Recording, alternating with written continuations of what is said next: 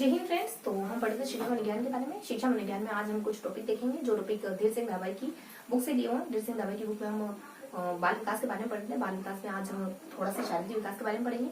शारीरिक विकास के पढ़ने के साथ साथ हम कुछ जानकारी मानसिक विकास के बारे में भी पढ़ेंगे। तो इस तरीके से हम इन दोनों विकास के बारे में हल्के हल्के से जानकारी लेंगे। ठीक है, तो शुरू करते हैं अपन शारीरिक विकास से। देखो शारीरिक विकास में हम क्या क्या पढ़ेंगे। शारीरिक विकास में कुछ कॉन्सेप्ट देखेंगे और इसके साथ कुछ क्रियाएं देखेंगे, सहज क्रियाएं, और इसके साथ अपन मेरिडिक विद्वान के बारे में थोड़ा सा पढ़ेंगे और उसके बाद अपन सीधा मानसिक विकास पर आ जाएंगे। इसके अलावा कुछ टॉपिक और अपन पढ़ेंगे। देखो मैं आपको पहले बता देती हूँ कि मैं है ना बेसिकली आप ही के साथ में मिलकर याद कर रही हूँ। बहुत ज्यादा अपन व्यवस्थित तरीके से नहीं पढ़ रहे, बहुत ज्यादा व्यवस्थित तरीके से तो नहीं पढ़ रहे।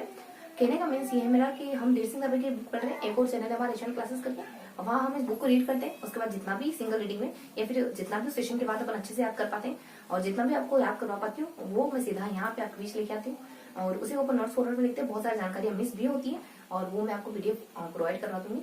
तो उस पीडीएफ को आप एक बार गो थ्रू हो जाइएगा। उसके बाद अगली सेशन में आया तो आपको चीजें ज्यादा बेहतर समझ आएगी, क्योंकि अगर जो बच्चा नया देख रहा है ना उसको चीजें समझ नहीं आएगी तो उसको मैं क्लियर कर देती हूँ कि अगर आप फर्स्ट बार जुड़ रहे हो ना आपको चीजें हो सकता है कि समझने में मुश्किल है। तो हम देखो जब दूसरी तीसरी रीडिंग करेंगे तब तक ये बुक याद हो चुकी होगी। तो फर्स्ट रीडिंग में जो भी हम समझ पाते हैं, जो भी मैं समझ पाती हूँ वो आप लेकर आ जाते हो, ताकि जो बच्चे वो वाला सेशन ले रहे हो और फिर ये वाला सेशन कर रहे हैं उनको थोड़ी सी हेल्प मिल जाए। और अगर वो उसके बाद टेलीग्राम पे जो पीडीएफ है उसको ज्वाइन करते हैं और उसको पढ़ते हैं अच्छे से, तब वो आपको बहुत ही अच्छी तरीके से समझ आएगी और साथ ही साथ बढ़िया से तैयारी चलेगी आपकी। तो शारीरिक विकास में हम कुछ बिंदु देखते हैं। देखो यहाँ कुछ बिंदु, यहाँ कुछ बिंदु है, देन बीच में कुछ दो बिंदु है। देन देखो क्या है, स्नायुमंडल के बारे में बातचीत है, फिर स्नायुमंडल के बारे में, फिर केंद्रीय के बारे में, फिर अपने केंद्रीय तंत्र के बारे में, केंद्रीय नाड़ी तंत्र के बारे में, फिर सुषुम्ना के बारे में, फिर ओवरन करके एक पॉइंट आता है, फिर अपने मध्य और अंतर करके एक पॉइंट आता है। इसमें क्या होता है कि कुछ बातें बताइए। यहाँ बेसिकली ये अनैच्छिक क्रियाएं और यहाँ बीमारियों की बात होती है। और देन यहाँ पे सुषुम्ना और मस्तिष्क इसको दो भागों में हटा के, देन सुषुम्ना में क्या होता है अनैच्छिक क्रिया, इसको दो भागों में हटा के बता दी। सुषुम्ना में यहाँ सर्च क्रिया होती है, यहाँ मस्तिष्क में बेसिकली यहाँ जो मस्तिष्क है उसमें दो भाग होते हैं, लघु और लघु, इनके भी कुछ काम होते हैं। देन मध्य मस्तिष्क का भी कुछ काम होता है, क्वेश्चन मार्क रखेंगे भी। और यहाँ पे कुछ रूटिंग वगैरह, देखो रूटिंग का मतलब गाल को टच करने पर मुंह खोलना वगैरह। और देन वेबिस के मतलब पत्थर ठुकने पर बच्चे का पाँव ऊपर करना। देन मोरो का मतलब हाथ ऊपर करना, कमर और हाथ ऊपर नीचे करना, बच्चे को पकड़ना मीन्स पकड़ना 2 महीने 5 महीने 3 महीने और 7 महीने, ये इनका समय का लग जाता है। 2 7 और 3 5 होते हैं। इधर आ जाता है मेरिट के बारे में कि मेरिट विद्वान जो है वो कुछ 6 साल में कहते हैं तेज होती है, मंद होती है, 7 में तेज हो जाती है, इसको तरुण अवस्था कहते हैं 15 महीने की। और देन इनके द्वारा कुछ 1 2 3 4 अवस्था बताई जाती है, तेज होता है, धीरे होता है, तेज होता है, धीरे होता है, इस तरीके से कुछ विकास होता है। और देन यहाँ पे इनके बारे में कुछ एक और बात है। और देन मानसिक विकास में हर लोग आते हैं, उनका कोटेशन है कि हर व्यक्ति में व्यक्ति भिन्नता पाई जाती है और हर व्यक्ति का विकास अलग अलग होता है, एक समान नहीं होता। मिलते हैं तैयार जाएंगे। तो अब हम आ गए हैं सेकंड साइड में। सेकंड साइड में बेसिकली ज्यादा तो कुछ नहीं देखेंगे, लेकिन हल्की जानकारी देंगे संवेदना के बारे में, देन प्रत्यक्षीकरण के बारे में। देखो संवेदना क्या होती है, किसी भी वस्तु को, किसी भी व्यक्ति को आप छू कर, समझ कर, ज्ञानेंद्रियों के थ्रू कर समझने की कोशिश करते हो ना, उसी को संवेदना कहती है। मानसिक जो बेसिकली अपने मानसिक विकास होता है ना उसका हिस्सा है संवेदना। संवेदना में क्या होता है, हम वस्तु को छू कर इंद्रियों के थ्रू पहचानने की, समझने की कोशिश करते हैं। संवेदना में बहुत सारी चीजें पढ़ेंगे। संवेदना बेसिकली 3 तरीके की होती है। अभी प्रकार तो क्वेश्चन मार्क रखेंगे। और तीन तरीके की होती है संवेदना। इसके स्वरूप के बारे में, इसकी परिभाषा के बारे में। परिभाषा कहते हैं कि पहली सीढ़ी होती है। परिभाषा कहते हैं कि ये ज्ञानात्मक स्वरूप है, अलग अलग विद्वानों के द्वारा दी गई, उनके नाम जैसे शुरू होता है। थोड़ा सा इतना ध्यान है, बाकी थोड़ा मिस हो रहा है। स्वरूप के बारे में एक मोरिस के द्वारा परिभाषा दी जाती है, जिसमें उद्दीपन शब्द आता है। कुछ कहते हैं ये कुछ हल्का सा जिक्र करते हैं और यहाँ पे थोड़ा सा क्वेश्चन मार्क लगाएंगे। एक और परिभाषा आती है इनके साथ मोरिस देते हैं उद्दीपन करके। और एक और परिभाषा आती है जिसमें कोई विद्वान होते हैं वो कहते हैं कि इसमें ना सभी ज्ञानेंद्रियों के थ्रू प्राप्त करने, सभी ज्ञानेंद्रियों के थ्रू जो आप सूचना लेते हो वो आती है। तो हल्का सा कॉन्सेप्ट है, अभी हम इतना क्लियर नहीं कर पाएंगे। फर्स्ट बार रीडिंग करे पर ना धीर सिंह धाबाई की बुक को जब सेकंड थर्ड बार पढ़ेंगे ना तो चीजें बहुत ही अच्छे से क्लियर हो जाएंगी। देन यहाँ प्रत्यक्षण को देखते हैं। प्रत्यक्षण यानी परसेप्शन। परसेप्शन क्या होता है, परसेप्शन का मतलब होता है ये ज्ञान की दूसरी अवस्था है। ये भी मानसिक प्रक्रिया है। इसके उपागम में कुछ बताया है, उपक्रम में भी कुछ बताया है, सिद्धांत में भी हल्की हल्की से कुछ जानकारी, थोड़ा सा ये मतलब ये पहलू पढ़े जाते हैं इसमें, थोड़ा सा अभी ज्यादा क्लियर नहीं है ना।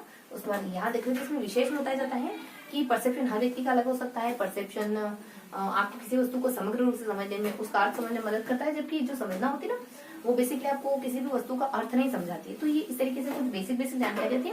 ये मैंने आपको एक माइंड मैप दे रही हूँ, एक रोड मैप दे रही हूँ। अगर आप धीर सिंह धाबाई की बुक पढ़ोगे, उसमें अगर आप बाल विकास को टॉपिक पढ़ोगे ना तो चीजें इस तरीके से फॉर्मेट में, तो वो बुक अपन याद करने के सफर पे चल रहे हैं, आप और मैं साथ में याद कर रहे हैं। ये 3 फेजेस से होकर अपन याद कर रहे हैं। फर्स्टली अपन रीडिंग करते हैं, 3-4 बार रीडिंग करते हैं, उसके बाद वहाँ नोट्स बनाते हैं। एक और चैनल है अपना, वहाँ पर बुक रीड करते हैं और नोट्स भी बनाते हैं। और देन यहाँ मैं आपके साथ उसी को थोड़ा सा शेयर करती हूँ। और देन लास्ट में मैं आपको एक लिंक प्रोवाइड करवा दूंगी टेलीग्राम चैनल का, और जहां से आप ज्वाइन करके उसकी पीडीएफ ले सकते हो, पीडीएफ अच्छे से पढ़ सकते हो, और उस पूरी बुक को अपन से साथ में याद करेंगे। आपके साथ में भी मैं भी पहली बार ही पढ़ी हूँ बुक, और अच्छे से याद करने की, मतलब आपको याद करवाने की कोशिश कर रही हूँ। और इस कोशिश में मैं खुद भी पहली बार इस बुक को पढ़ रही हूँ, और फर्स्ट बार रीड कर रही हूँ, और सीधा आप पे भी मौजूद हो जाती हूँ, ताकि मुझे पता है कि बच्चे कौन कौन सी दिक्कत फेस कर सकते हैं। और बेसिकली मैं भी एकदम क्या कहूंगी, एकदम मूल से ही, मतलब जो मूल में पढ़ती हूँ मुझे भी जितना समझ आता उतना, ताकि आप भी ना शुरुआत में जब पढ़ो तो आपको भी आधी अधूरी चीजें ही याद हो। जब आधी आधी चीजें याद होगी ना, तब उनको बुक पूरी याद होने की कंडीशन भी आएगी। जब आधी अधूरी याद होगी तो शुरुआत में कुछ कम चीजें याद होगी, फिर ज्यादा होंगी, फिर ज्यादा होंगी, फिर ज्यादा होंगी, परत दर परत चीजें याद होगी। तो कैसे बुक याद करी जाती है ये मैं आपके साथ सीख रही हूँ, ठीक है। मिलते हैं थर्ड से आएंगे।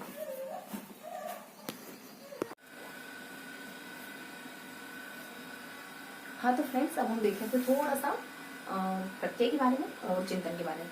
प्रत्यय में हम देखेंगे प्रत्यय होता क्या है, चिंतन होता क्या है, इसमें कुछ कुछ बिंदु धीर सिंह नगर की बुक में मेंशन करें। देखो प्रत्यय के बारे में बताया है, इससे क्या तात्पर्य है ये बताया गया है, और देन प्रत्यय के प्रकार के बारे में, प्रत्यय की विशेषताओं के बारे में, और इसके अलावा प्रत्यय की विधियों के बारे में, देन इसके बाद प्रत्यय के चरण के बारे में, और इस तरीके से प्रत्यय के ये सारे कॉन्सेप्ट गिवन है।